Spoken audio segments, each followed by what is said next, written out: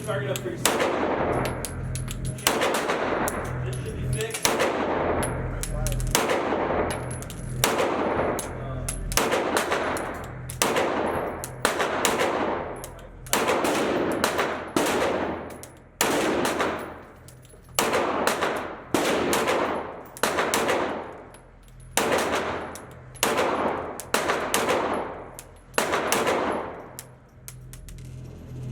Give me the evidence.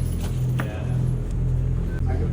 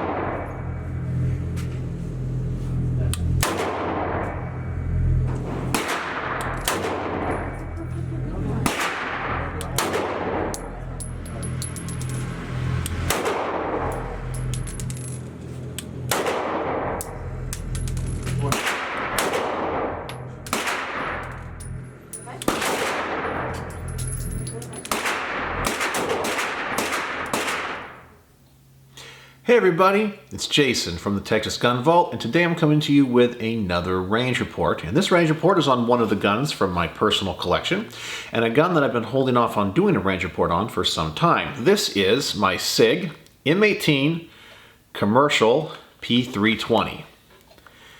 So the reason I've held off on doing a range report on this thing is because I was unsure for a long time if Sig was going to come out with a commemorative edition of the M18. It was kind of up in the air. They were supposed to release it last year, and then all the pandemic stuff happened, and then it got delayed and delayed and delayed, and there just wasn't, no one was really sure if it was going to come out. And I didn't want to shoot this gun too much if it was going to be kind of part of my collection when it comes to what all the trials guns were for the XM17 program. So I kind of held off on it. But now that I have a commemorative edition, and Sig did release the commemorative edition, I'll show it to you in just a moment and compare and contrast the differences. I can now feel fine giving this thing and running it through its paces, taking it to the range and having some fun with it. So let's get on to the range report. Now the range report is, this thing shoots pretty darn good. I do have a few issues with it. The main thing I think people are going to like about this particular firearm is the balance. This is one of the guns that I don't think would have been very popular maybe 4 years ago. Because 4 years ago, before really a lot of these guns of the XM17 trials were released, everybody was used to having guns with longer slides and shorter frames. It was kind of the way things were going. Like in the 1911 world, there's something called the CCO, the Concealed Carry Officer, where you have an officer-sized frame and a commander-length slide, therefore giving you the longer sight picture, the shorter frame that was easier to conceal. Everyone thought that was the better way to go. And then all of a sudden, Glock released a gun called the 19X, which you guys probably know what this is. It's one of Glock's hottest sellers. It has a 19 slide and a 17 frame. Everyone thought it was bizarre. I remember even seeing memes online where people would Photoshop a 26 slide onto a 17 frame and call it the 19XL or something like that. Everyone goes, they did it the opposite of what it should be. But then I actually bought one and got my hands on it and shot it. And I completely understood why they built it this way. While it looks kind of weird to have that shorter slide, the control you get with the longer frame and the increased capacity makes a lot of sense, especially for a military application. So this thing really impressed me. I didn't think I would like it, and I bought it just because I wanted it for the collection, and then I shot it and loved it. And this is one of my favorite Glocks. So those dimensions carried over into a couple of other guns, such as the FNX. Not the FNX, the FN509. This is my FN509 Tactical. So as you can see, it has the same dimensions, or very similar dimensions, kind of the shorter slide, longer frame. This one even has the factory extended magazine in it. This gun shoots exceptionally well too. You just don't think it would, but then you actually get it to the range and you understand that longer grip gives you so much more control over this slide, and you don't lose much when it comes to ballistics from like a 5-inch barrel to maybe a 5 and a quarter-inch barrel or whatever the length is. You don't lose that much ballistics. And it is a little bit more compact of a weapon. So this turned out to be another fantastic gun, and I definitely understand why they went with those dimensions. But getting back to this one, it feels really good in the hand. And I think because you have that longer frame, the first thing I want to say is that when it comes to a 9mm handgun, the recoil impulse on this gun is extremely low. When my wife shot it, it was the one thing that she mentioned after firing her first magazine through it. She goes, wow, that doesn't feel like a 9mm. And I completely agree. It has a relatively, I think, kind of medium to high bore axis, which you would expect it to have a little bit of muzzle flip. And with the shorter slide, I would kind of expect it as well.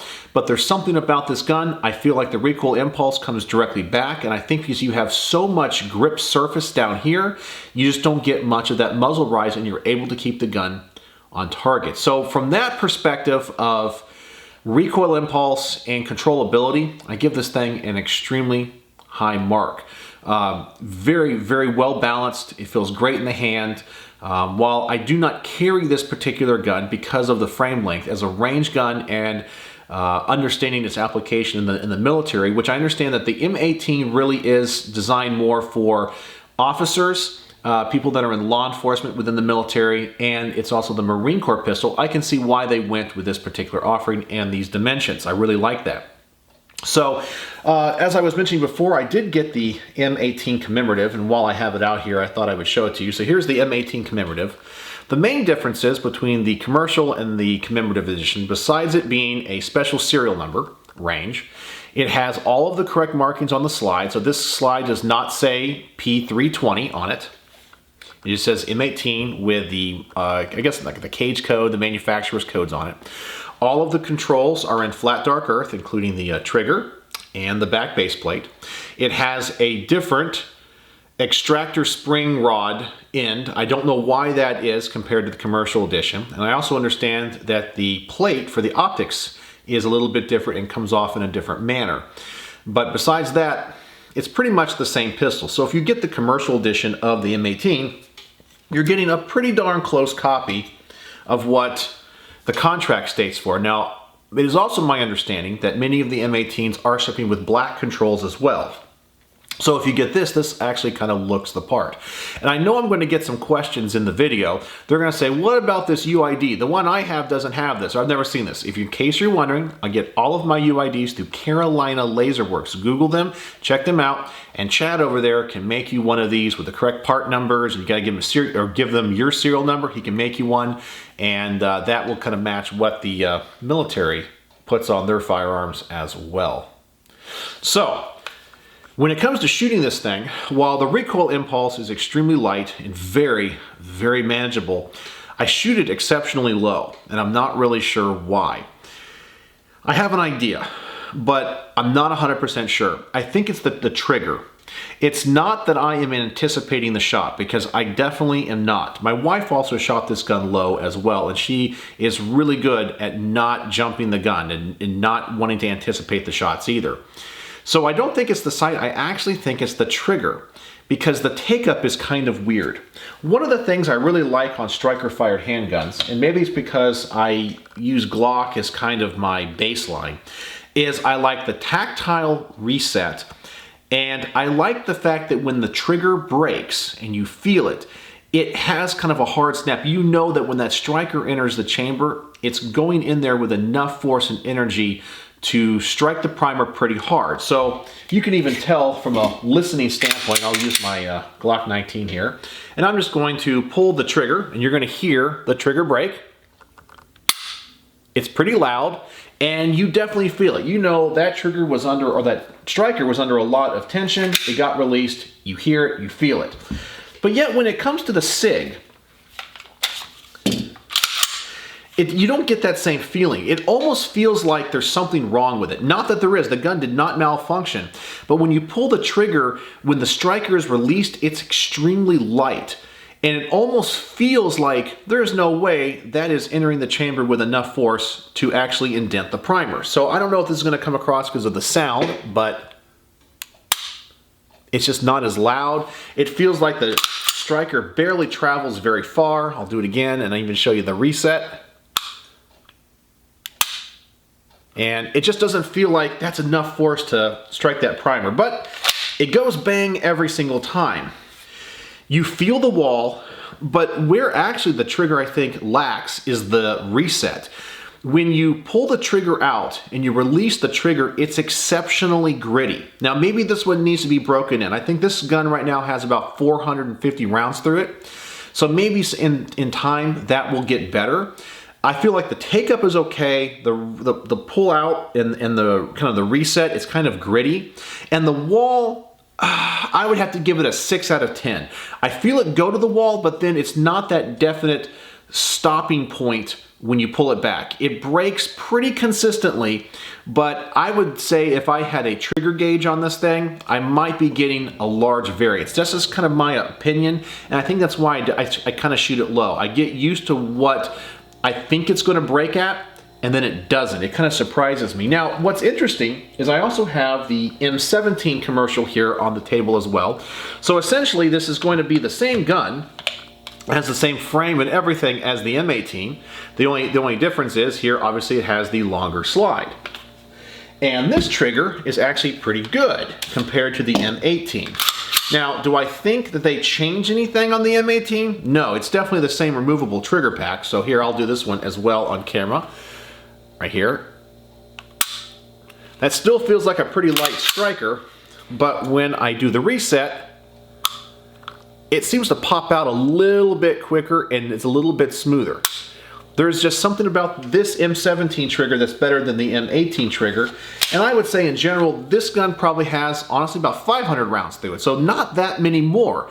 And I don't remember having that other problem. Now I have done a little dry firing with the Commemorative Edition as well. And it also feels like my commercial M18. So is there a difference? I don't know. I don't know if there's a design difference, but for some reason on my commercial M18, the trigger's lacking. But also understand this is designed to be a military and police trigger and not a target trigger. So that might cause me to be a little bit inaccurate, but it mainly is on elevation. It's not on windage. On windage, the gun is right on target. So I would say at about 10 yards, if I'm aiming for the direct center of the target, I'm probably about 3 inches low consistently. I can compensate for that, and I did that at the range and got it right on target, but it took me a couple magazines to kind of figure that out. The controls of this gun, I really like. Now, I know a lot of people don't like manual safeties on striker-fired guns. Totally get it. I kind of like it in some applications and depending on how they're used. One of my complaints with the CZ P09 that I recently got is that the safety can only be actuated when the hammer is back. Well, I guess that's really more of a hammer-fired gun, but I like it when a manual safety can be put on whether the gun's cocked or not. So I guess whether it's striker fired or it is hammer fired. So when it comes to like my P30 SK, it's the same thing. I can engage the safety both with the hammer back and the hammer down. I kind of want that same thing when it comes to my striker. So when it comes to this system, I like the fact that right now, I believe the striker is down. Let me make sure here. Pull the trigger and safety goes on. So I do like that because the way that this safety works is it simply blocks the trigger bar from coming all the way back. One of the controls that I do not like though, by the way, all the controls of this gun are ambidextrous except for the takedown lever, is the fact that the area and the surface area on the slide catch is extremely small. Very small here. It's the same way on the Commemorative. I kind of wish that was a little bit bigger of an area. It's very intuitive. It's placed in where you would want it. It's easy to get to. It's just I wish it was a little bit bigger. Now you can compare that, for example, to the Glock 19X. We all know what the Glock slide stops are like. You can also compare it to the FN 509 Tactical as well. A little bit bigger, a little bit. I mean, this one's shaped a little bit more. It's more curved, but it sticks out further. So I find that that is not a very ergonomic slide stop. So that's really kind of my thoughts on this gun. I have not run any optics on it. I have not put anything on the accessory rail. The gun does get kind of exceptionally dirty because it is in flat dark earth, and so after about 200 rounds, you definitely see kind of the muzzle end of this gun get pretty dark, which you would expect with a lot of carbon buildup and just having fun at the range, but it wipes off really good. Another complaint that I have with these SIGs is the finish. The Commemorative Edition, the finish is a little bit different. This one kind of matches the Coyote Tan frame a little bit better. It looks like it's more uniform, where all of my commercial editions of the SIGs, the slides are definitely darker, so it has a little bit more of a two-tone look, and the M18 is no different. I don't know if that's going to come across on camera there. Where I would say that the Commemorative is a little bit more mustard colored.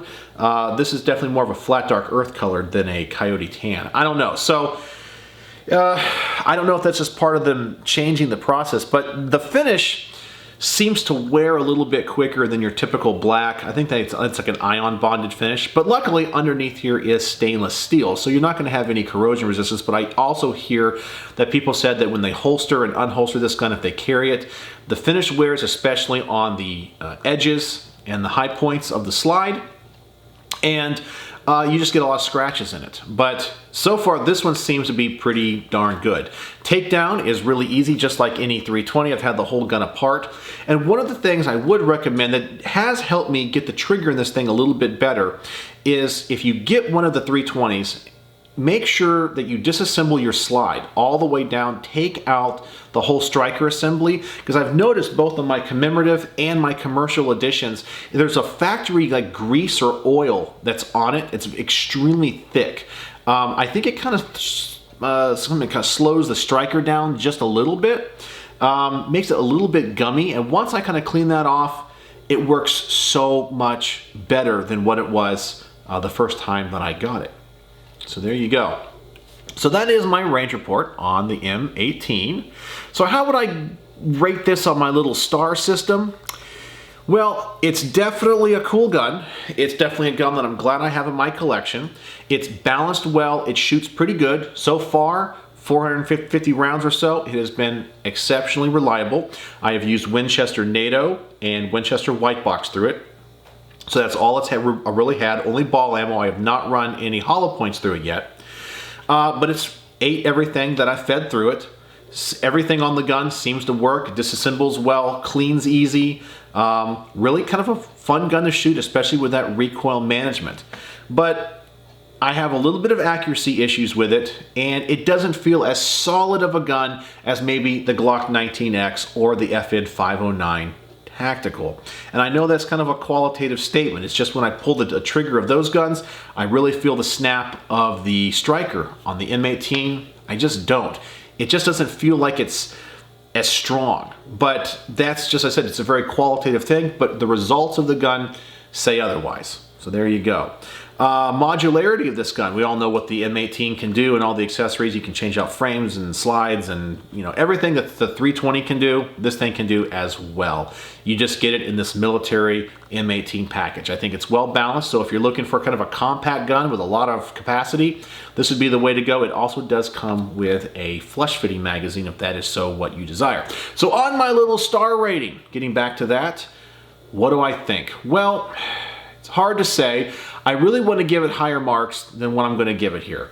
I think when I reviewed my M17, I gave this thing, I want to say 4.5 stars out of 5. I gave it a pretty darn high score. I love this particular gun. I do like the longer slide of this thing. I think it shoots great. It feels good in the hand.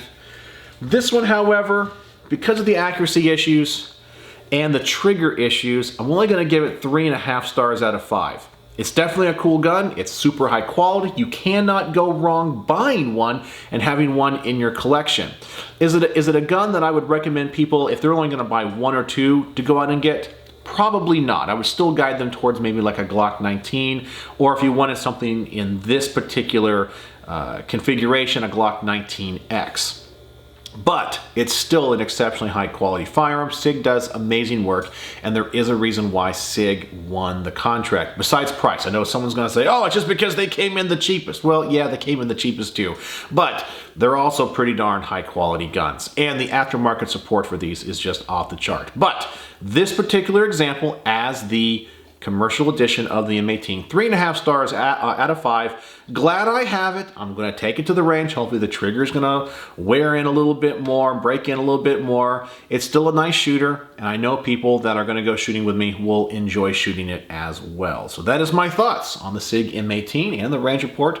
And I hope this helps some of you guys, if this is one of the guns that's kind of on your list that you're thinking about buying.